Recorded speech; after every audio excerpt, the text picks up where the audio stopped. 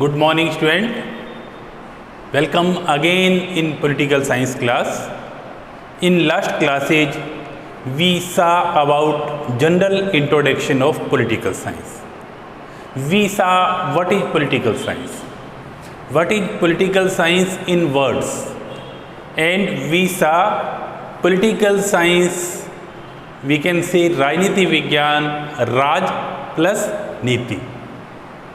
And means राजा या राज्य की नीति. And in विज्ञान, in science there are 5 elements in science. we saw तथ्यों की एक रूपता, कार्य व कारण में संबंध, प्रयोग एवं परीक्षण की क्षमता, सिद्धांत निर्माण की क्षमता और भविष्यवाणी की क्षमता. And in English it was made by polis. In earlier period, in यूनानी पीरियड, in ग्रीक पीरियड, यूनानी काल में नगर राज्यों को कहा जाता था पोलिस, और पोलिस से बना पॉलिटिक्स, और पॉलिटिक्स से बना political science. This was we saw in your last class. And also we saw nomenclature of political science. Nomenclature मतलब नाम विभेद. Many authors told that our subject name, they suggested politics, political theory, political philosophy, political science and political sciences. But the appropriate word for our subject is political science. And first of all, William Godwin and Mary Wollstonecraft used that word, and in UNESCO it was decided in 1948 that our subject name is political science. Finally it was decided that our subject name is राजनीति विज्ञान या political science. तो आज जो हमारा topic रहेगा वो है, टॉपिक का नाम है meaning, definition and scope of political science. And we are seeing that there are 2 aspects of political science. One is traditional aspect and one is modern aspect. Traditional aspect, if we read in history, अगर हम history पढ़ते हैं तो उसमें देखते हैं प्राचीन काल की बात की जाती है, मध्यकाल की बात की जाती है और आधुनिक काल की बात की जाती है. प्राचीन काल पॉलिटिकल साइंस में माना जाता है ग्रीक पीरियड, यूनानी काल. And in last class we saw that in Yunani Kal, in Greek period, we were studying only state, and in state total political science was counted. ये माना जाता था कि जो राज्य है वही सब कुछ है. जैसा कि प्रसिद्ध विद्वान गार्नर ने ये कहा कि राजनीति विज्ञान विषय के अध्ययन का प्रारंभ और अंत राज्य के साथ होता है. Political science begins and and with the state. राजनीति विज्ञान विषय के अध्ययन का प्रारंभ राज्य के साथ होता है और अंत भी राज्य के साथ होता है. तो ये किसने कहा था? गार्नर ने कहा था. उसके बाद सीले और लेकॉक ने ये कहा कि राजनीति विज्ञान सरकार से संबंधित एक विद्या है. राजनीति विज्ञान में उसी प्रकार से सरकार के तत्वों का अध्ययन किया जाता है जैसे संपत्ति शास्त्र में संपत्ति का, जीव शास्त्र में जीवन का, अर्थशास्त्र में आर्थिक गतिविधियों का, वैसे ही राजनीति विज्ञान में किसका अध्ययन किया जाता है? सरकार का अध्ययन किया जाता है. फिर एक विद्वान हुए गिलक्राइस्ट. गिलक्राइस्ट ने ये कहा कि राजनीति विज्ञान राज्य एवं सरकार दोनों की ही सामान्य समस्याओं का अध्ययन करता है, क्योंकि दोनों एक दूसरे के क्या हैं? पूरक हैं. तो कुछ विद्वान इसे राज्य का अध्ययन बताते हैं, कुछ सरकार का अध्ययन बताते हैं, और कुछ विद्वान ये कहते हैं कि हमें इनका कोलेक्टिवली अध्ययन करना चाहिए, और ये बात बिल्कुल सही है. तो यदि हम ट्रेडिशनल एस्पेक्ट से, परंपरागत दृष्टिकोण से राजनीति विज्ञान का अर्थ देखते हैं तो राजनीति विज्ञान समाज विज्ञान का वह विषय है जिसमें मानव के राजनीतिक पक्ष, राज्य, सरकार एवं अन्य संबंधित पक्षों का अध्ययन किया जाता है. राजनीति विज्ञान समाज विज्ञान का वह अंग है जिसमें मानव के राजनीतिक पक्ष, राज्य, सरकार एवं अन्य संबंधित पक्षों का अध्ययन किया जाता है. तो ये तो है राजनीति विज्ञान का अर्थ और परिभाषाएं।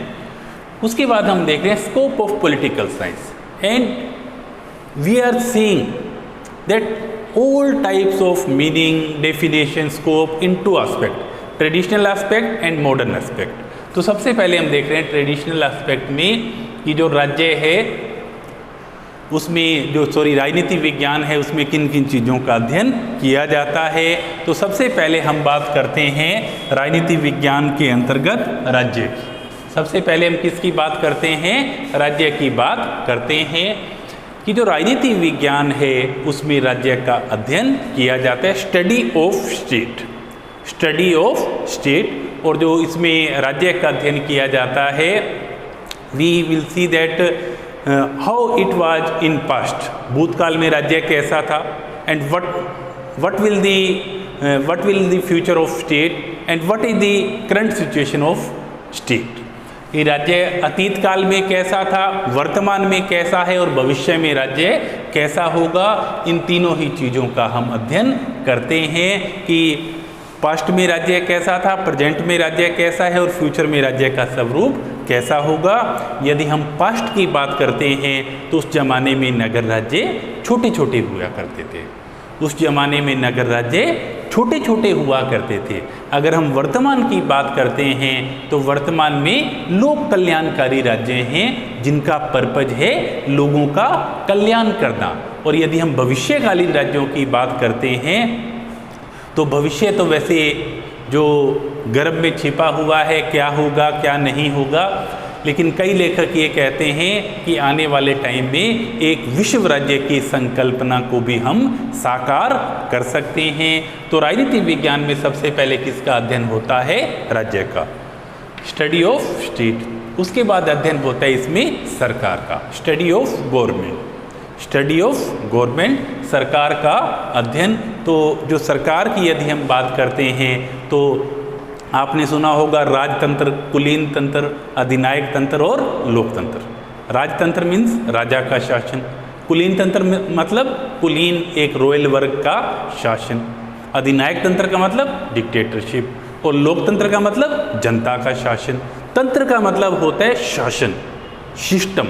तो ये जो सिस्टम है या तो राजा का होता था पुराने ज़माने में, या सैनिक व्यवस्था होती थी, या तानाशाही व्यवस्था होती थी, लेकिन वर्तमान में जो सरकारों का स्वरूप है वो लोकतांत्रिक सरकारें हैं। तो राजनीति विज्ञान में हम राज्य का भी अध्ययन करते हैं और सरकार का भी अध्ययन करते हैं। उसके बाद है राज्य एवं सरकार दोनों का अध्ययन। हम दोनों को कलेक्टिव रूप में भी स्टडी करते हैं। कलेक्टिव रूप में इसलिए करते हैं कि कई चीज़ें एक दूसरे की सप्लीमेंट होती हैं। जैसे मान लो एक इंक वाला पेन होता है और उसका जो एक कैप है, यदि हम दोनों को अलग अलग कर देते हैं तो इंक वाला जो पेन है उसकी जो स्याही है वो भी सूख जाएगी और जो कैप है वो भी क्या हो जाएगा? बेकार हो जाएगा।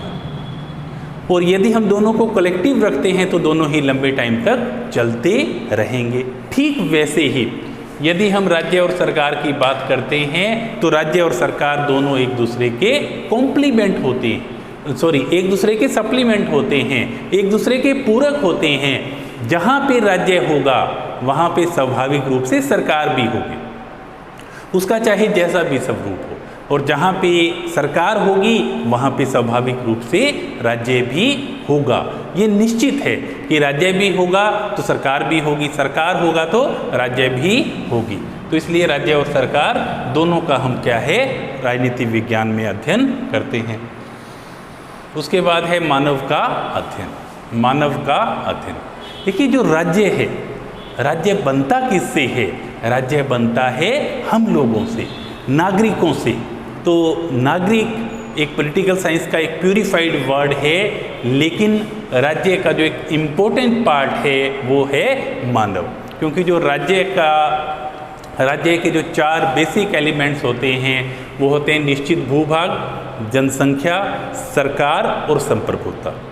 निश्चित भूभाग डिसाइडेड एरिया, जनसंख्या पॉपुलेशन, सरकार गवर्नमेंट एंड संप्रभुता मीन्स सॉवरेनिटी। तो राज्य में 4 आवश्यक बातें, 4 आवश्यक तत्व पाए जाते हैं। तो जो जनसंख्या है, मानव नागरिक मिलके राज्य को बनाते हैं। तो इसलिए हम राजनीति विज्ञान में किसका अध्ययन करते हैं? मानव का अध्ययन करते हैं। तो यदि हम क्षेत्र की बात कर रहे हैं तो जो पहला स्टेप है वो इस 4 पॉइंट में, जिसमें हम सबसे पहले किसका अध्ययन करते हैं? राज्य का, दूसरा सरकार का, तीसरा राज्य और सरकार दोनों का, और राज्य और सरकार में रहेगा कौन? मानव। तो आपकी जो क्लासें चल रही हैं, आपकी क्लासों में सिर्फ आपको पढ़ाया नहीं जाएगा, आपको घर बैठ के लर्न भी करवा दिया जाएगा, याद भी करवा दिया जाएगा। तो 4 पॉइंट कौन से आपने लिखे हैं? राज्य का अध्ययन, सरकार का अध्ययन, राज्य एवं सरकार दोनों का अध्ययन, और राज्य और सरकार में रहता कौन है? मानव। तो ये 4 पॉइंट हैं, प्रारंभिक पॉइंट हैं। और उसके बाद हम देख रहे हैं 5वां पॉइंट। 5वां पॉइंट है संविधानों का अध्ययन, study of constitutions, study of constitution. And constitution means, संविधान का तात्पर्य होता है वे लिखित या अलिखित नियम जिनसे किसी देश की शासन व्यवस्था का संचालन होता है, उसे हम संविधान कहते हैं। They all are in writing form and unwriting form. ये क्या है? लिखे हुए भी हो सकते हैं, अलिखे हुए भी हो सकते हैं, but their rules are conducting our rule, our government. ये हमारी सरकार को चलाते हैं। तो जो हमारी सरकार है, सरकार किसके अकॉर्डिंग चलती है? संविधानों के अकॉर्डिंग। तो इसलिए हम राजनीति विज्ञान में संविधानों का भी अध्ययन करते हैं। उसके बाद है राजनीतिक दलों का अध्ययन, political parties, study of political party. In India there is democratic system, and in democratic system there are conducted election. यहाँ पे क्या होते हैं? इलेक्शन होते हैं। And political parties are participating in election. राजनीतिक दल किस में भाग लेते हैं? इलेक्शन में भाग लेते हैं, चुनावों में भाग लेते हैं। उसके बाद है स्टडी ऑफ प्रेशर ग्रुप्स, दबाव समूहों का अध्ययन। In our country there are many groups like students group, teachers group, labours group, doctors group, engineers group, many associations in our country, and all associations they have separate interest, उनके सबके अलग अलग interest होते हैं, and they pressurize our government for their self interest. अपने self interest के लिए ये क्या करते हैं? गवर्नमेंट पे दबाव डालते हैं। तो इसलिए इसे कहा जाता है दबाव समूह, क्योंकि ये सरकार पे दबाव डालते हैं, इसलिए इनका नाम ही है दबाव समूह। छात्र अपना कार्य करवाना चाहता है, शिक्षक अपना कार्य करवाना चाहता है, मजदूर अपना कार्य करवाना चाहता है, डॉक्टर्स अपना कार्य करवाना चाहते हैं, वकील अपना कार्य करवाना चाहते हैं। कई बार आप देखते हो मजदूर है, किसान है, ये आंदोलन करते हैं, बंद हो जाता है, पूरे का पूरा देश बंद कर दिया जाता है। तो इनका पर्पज क्या होता है? अपने हितों की पूर्ति करवाना। उसके बाद है राजनीतिक विचारधाराओं का अध्ययन, स्टडी ऑफ पॉलिटिकल आइडियोलॉजी, विचारधारा। विचारधारा का तात्पर्य है विचारों की धारा, विचारों की धारा। और जब इसमें राजनीति शब्द जुड़ जाता है तो ये बन जाता है राजनीतिक विचारधारा। राजनीति से जुड़े हुए जो विचारधारा है, लाइक सोशलिज्म है, रूल ऑफ लॉ है, कैपिटलिज्म है, कॉन्स्टिट्यूशनलिज्म है, संविधानवाद है, ये सारे के सारे जो विचार हैं ये किससे जुड़े हुए हैं? राजनीति से जुड़े हुए हैं। इनके बारे में अलग अलग समय पर अलग अलग विद्वानों ने विचार दिए, और इन विचारों को प्यूरिफाइड करके एक बन गया विधि का शासन, एक बन गया स्वतंत्रता, समानता, न्याय। ये सारे के सारे विचारधाराएं हम पॉलिटिकल साइंस में पढ़ते हैं। तो जो दूसरा एक स्टेप है वो है संविधानों का अध्ययन। हम सरकार संविधान के अकॉर्डिंग चलती, इसलिए संविधानों का अध्ययन करते हैं। सरकार बनाते कौन है? राजनीतिक दल हैं, इसलिए इनका अध्ययन करते हैं। सरकार पे प्रभाव कौन डालते हैं? दबाव समूह डालते हैं, इसलिए हम इनका अध्ययन करते हैं। और सरकार को चलाने वाली जो विभिन्न विचारधाराएं हैं हम उनका अध्ययन करते हैं। तो दूसरे स्टेप में 4 अन्य पॉइंट हैं।